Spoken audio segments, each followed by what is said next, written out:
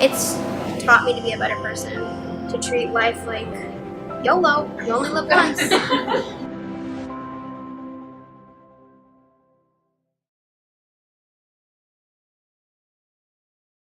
So I'm Emily. Nice to meet you.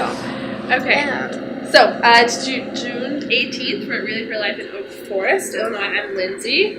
Jamal, Merritt. Simon, And Sarah. And we're here with Emily Tibbett. and Veronica Lopez. And if you just want to go ahead and tell us your story. So I had these little bumps under my arm from when I was at least in 5th or 4th grade, and we went to about 4 or 5 dermatologists, and they all said the same thing, that it was contact dermatitis, and we were like, what? My mom didn't believe it because we had so many different medications I was on. It would make it appear smaller, and then it would come back flared up, and sometimes it would bleed. And so we were like, this isn't right. My mom decided to take matters in her own hand, and she's like, you know what, let's go to the city.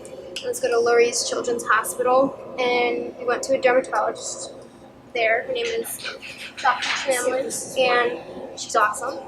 And she decided she wanted to do a biopsy. I was very, very, very, very hesitant about it because I don't like needles or anything. And I was like, you're going to have to do it. And I'm like, no. And so we did it, and results took about like a week. No? 1 month. No, the results for the biopsy. Yeah, it was a month. It was a month? Well, I guess it was a month. I'm not correct. So, I don't know. But so a month later, I remember it was October, and they told us that it was cancerous. It's called Pleomorphic T-cell lymphoma. There's not much about it, so it's just a medium-sized part, because cutaneous covers all of it, and mine is pleomorphic, but it's just a medium size. So I had a surgery in November, and it was gone for about a year. And in November of 2015, they decided that it didn't look okay, like my scar was looking irritated and red and really weird. So they gave me an antibiotic cream, and I put it on there every day for about 3 months. And in February, we went in, and it didn't look right still, so we got a biopsy done for the second time. And then the results came back March 1st of 2016, and they said it came back. So right now I'm ongoing treatments with cortisone injections, and I get them in my arm right here. And his name is Olaf, and he's very Instagram famous. Just so you guys know. So, yeah.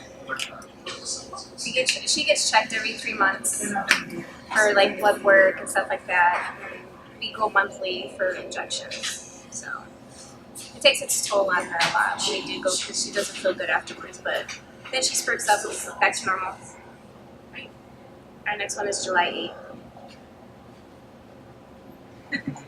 Yeah, I guess that's it, I guess. Sure. It's got a good prognosis, so we're very fortunate on that. Because we know there's a lot of people that are. So we have a couple family members that aren't that fortunate. So.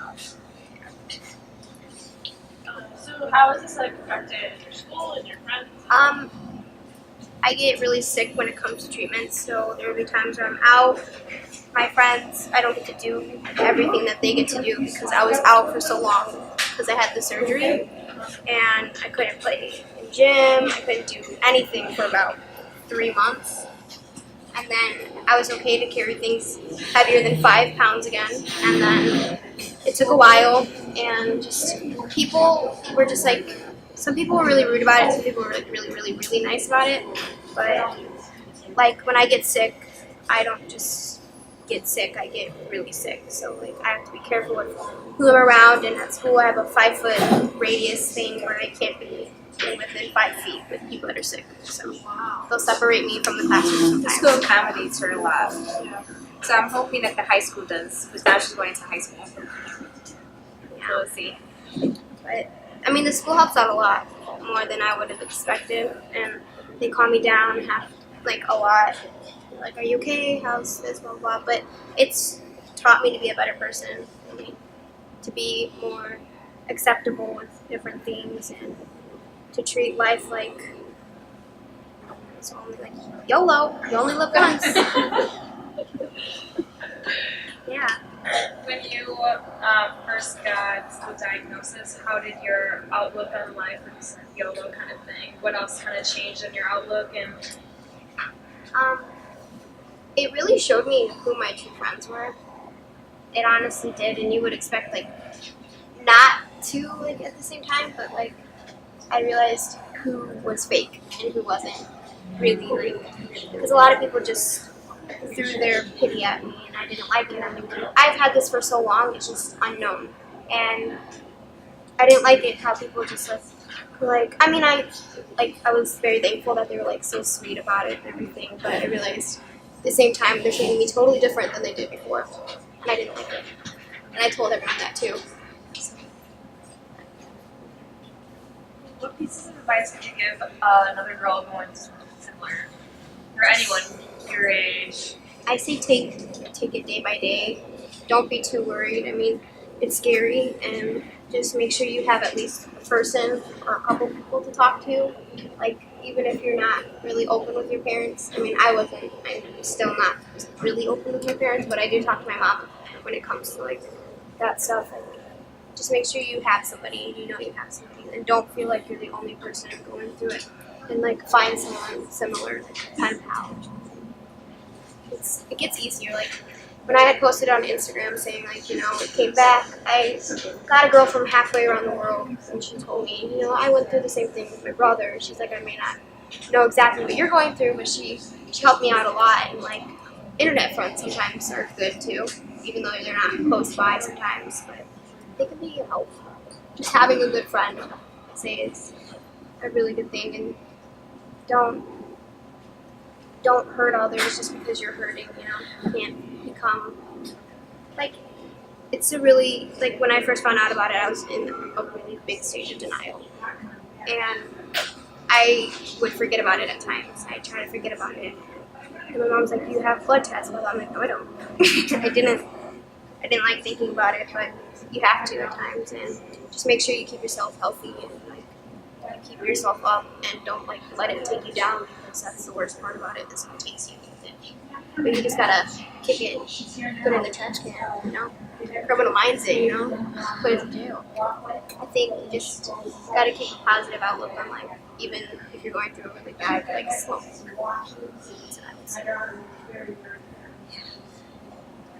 Have you always had that positive outlook on things, or has this changed that?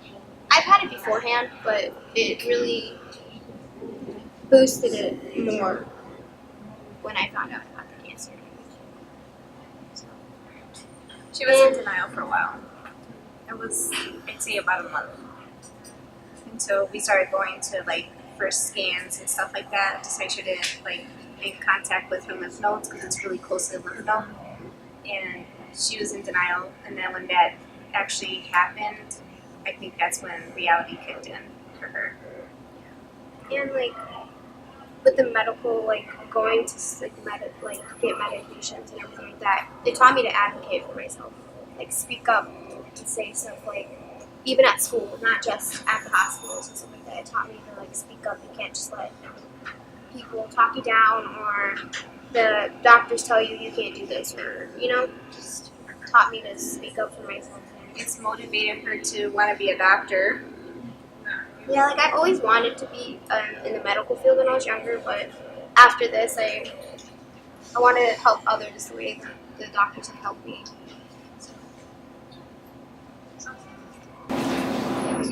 She has an amazing doctor. She even donated to Relief for Life. That's awesome. Yeah. And like it's not even like when I go to the doctors, it doesn't feel like I'm going to the doctor. It feels like I'm going to a second home because of how she makes it. She hugs us. She asks us how we're doing. She doesn't just do it in a doctor's perspective. And like Cries. She cries with me, even though you're not really supposed to do that. We keep it a secret. And she, like when I'm getting my injections done, she holds my hand. And it's like having another family member. It's not like going to a doctor and being scared. It's like feeling at home and very, very, very comfortable. So. Do you think having such an awesome caretaker has made this whole process easier? It's made it a lot easier. I don't know what I'd do without her. I remember this year I had to switch doctors for a little bit and go to an oncologist actually because the cancer, they didn't expect it to come back. So when it came back, I had to go to an oncologist, and it was really scary. I remember talking to her, and I was like, it's like talking to a wall. I don't get the same feedback that I would in positive outlook. I don't know. It was different. I don't like going to other doctors now because of it. It's really weird, but it made it a lot easier having someone like her helping us through the way, especially of 2 years, and even she's like a family member. She even tells us that we're family now. She's like, you know what, we've been doing this for 2 years, so she's used to my little comments because I named it Olaf because when I first had the surgery, it looked like a branch, like one of his arms, and she's used to my comments when I had to get the biopsy, I put humor in things, and so I was like, Transformation Tuesday, I was like, Throwback Thursday, and I was like, Flashback Friday, I just, Whatever day of the week we go there, she's always got a comment, and the doctor loves it. And I always if we went there on a Wednesday, I'd be like, look, guess who's my Woman Crush Wednesday, But I always try to put humor in it, and I remember when I actually went to the 18th floor, something like that, which was the oncology floor. I remember I had to bring a book because I was so upset looking at everyone, and I was like, I'm gonna cry. I was like this with my book because just seeing everyone, and I remember there's a kid named Matthew, and he has little green hoodie on, and his father had luggage, and it hurt to see that. But I'm happy that I can overcome what I've been through and battle it. But it hurts knowing that they sometimes won't be able to beat it. So that really hit me hard when I had to go there. How long have you been a part of your life? This was my first year actually, because the other years we found out too late that we didn't we weren't able to go into it. So We've been living here for just 2 years. Oh, okay. Yeah, so last year when it was too late, they sent out a flyer, and we're like, oh man, we wish we would have known ahead of time. The year before that, we didn't know either. yeah, because we had just moved here. We didn't even know that. We didn't even know. We just thought it was just a jogging place to go kids have fun, So we didn't notice it. So Yeah. we got a letter, and I was like, Mom, I want to do this. She's like, okay, we'll get you a team.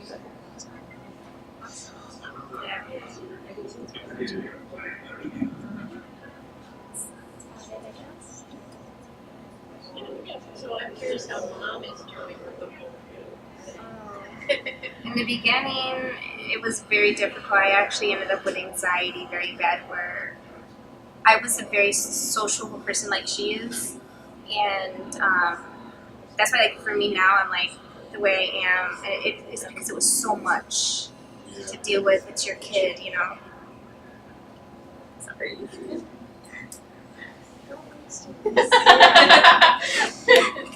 It's hard. It's really hard. Very difficult. We cried together. Yeah, I remember when I first found out about it. My Harry Potter sister, Yeah. the fun person, I turned into that gloomy person. I stayed in my room all the time. I didn't go out, and I'm the one. My mom's always yelling "Go out! Why are you always going out? Come inside, with your family." She gets mad because now I'm so bad about sunscreen. I'm oh, it's the worst thing ever. And she's just oh my god. I'm no, you have to. You have skin cancer. You have to do that. And she's no, this is so crazy. And everybody's just in shock because in the location that she has, it's by the lymph node. So they're how did she get skin cancer? And I'm I don't know. Yeah, That's why it's crazy. She has a doctor also that sees her periodically that specializes in cutaneous T-cell lymphomas, and he's in shock. He couldn't believe it because everyone in that department is older. She's the youngest one there. Yeah, they said that I'm one of the youngest cases they've ever had, In years. Yeah, they said they have had about 9 cases in 7 cases in the one that I've had, but they've had them like in like 16, 17-year-olds. Yeah, never her age. They She found it technically when when she was 12, yeah. But she had it prior than that. Yeah. She actually had it when she was 10. And we were going for 2 years back and forth to different dermatologists and nothing. So we got lucky that it spread to your lymph node. You could, when I was, before we were going, you could see it spreading like little by little. But it was spreading up here instead of down here. Yeah, So- I have pictures of what it was like before and then how it looks after surgery. She had over 100, 120 stitches in and out. Yeah, it was a pretty big scar. Now it looks like it's, you know, it's clearing up now, but it was just so long, and she had to be up for that. It was horrible. And the guy dropped it on me, and he was like, "So what's your favorite subject in school?" I'm like, I felt that. Yeah. I was like, "You can't play me." Yeah, they did when they did her surgery, they made her stay up for it. Just to, yeah, it was just so different. I was not expecting She it. was in the room, she's like, "Ugh, ugh." And Yeah. to this day, I can't get the smell of the cauterizing out of my nose. Yeah. It's like burnt barbecue, but skin. I'm like, how can someone be a cannibal? Like, ew. I can't get over that. And my stitches are ripped at the bottom because a kid at my school had decided it'd be fun to pull my arm. I got in trouble for this because I forgot to wear my sling, and Yeah, she took her hand out of the sling thinking, oh, I could be like everyone else. And the kid, I think he forgot. and he pulled my arm and it ripped all the stitches down. So like if you look at it, it's instead of it being like a straight line, it's like this. Yeah. But I mean, we've been doing pretty good. I mean, when we first found out about it, we were in the car coming back from. I think it's harder when it comes back. When you're in remission for over a year, and then all of a sudden you hear, oh, you know what, it came back, and I'm like, are you serious? I think that's the hard part. Because the first time it's an initial shock, and you're crying a lot, but then you get through it. Like, okay, we're going to beat this, the prognosis is great, no problem, surgery, they take it out. A year passes, and we're like still going every 3 months for checkups, and then all of a sudden they're like, you know, we're going to have to do another biopsy. I'm like, oh, we can do another biopsy, it's not going to be anything there. You know, we're thinking different. I always go in bummy clothes. Yeah, and then when they tell you it came back, I think that's more of a slap in the face, like, than anything. And it's like, okay, here we go, we're going to go through the journey again. Now, this time if it doesn't work, then they will do radiation or chemo with her next step. So, and we're hoping we don't go through that. So currently it's been steroids. Steroids. Super duper steroids. Like, yeah, they're like so concentrated that that's what makes her get sick. Because the doctors said normally they dilute them in a sense, you know, like regular when you have like hip problems or something like that. But they gave her, I think, I don't know that, they gave her like 7 injections or something like that last time. They just kept going in and out, poking, and it's not numbing. They can't numb it. So they're constantly poking her, and I feel bad because she's just, and the doctor said, you have to breathe. But I hold my breath. Because she holds her breath. I can't help it. It's such a habit. I'll go. She's like, you need to breathe. I'm like, no. Sorry, but I don't know. So it's really hard for her, but she's doing good. So I'm really good. And you said you're going the next one on July 8th. Yes. So every day of our ride we dedicate it to someone. So would it be okay for us to dedicate that day to you guys? Sure. Okay. July 8th. I'll make Yeah. note of that. It should be a Friday. Okay. Awesome. We do Friday, so I was going to put that doctor. Yeah. Thank you. So do you guys have any more questions first? Any final words of advice or closing statement or anything? Just keep fighting. Don't give up. Don't be the one to give up easily. Because sometimes, you'll go, this is just an obstacle in life. I think of it as like a playing field, Either hit a home run or you don't, and then you just get through it and you try again. Just keep going. If you can't do that, then you just have to have someone there to motivate you, help you out. Like support system is, I think, the best thing for them. It's hard for a caregiver, but I think in the long run, they're dealing with it the most, and it's harder for them. Yeah. I had to help my mom out a lot through it. Like, I would have expected me to be the one needing the most help. At first, my sister helped me a lot through it because she was the same exact way I was. And then I was like, you know what? I have to be there for my mom. And, you know, I stopped being the little gloomy girl and I decided to perk up again and be happy. And she was pretty crabby in the beginning. Feel We, justified. you know, I'm like, okay, Emily, you know, she's like, okay, all right, mom. And then we're like, I'm like, oh my god. Yeah. I think it took it out a lot on my family, and I wish I didn't, but I did. It took it out a lot on my family. Mainly me.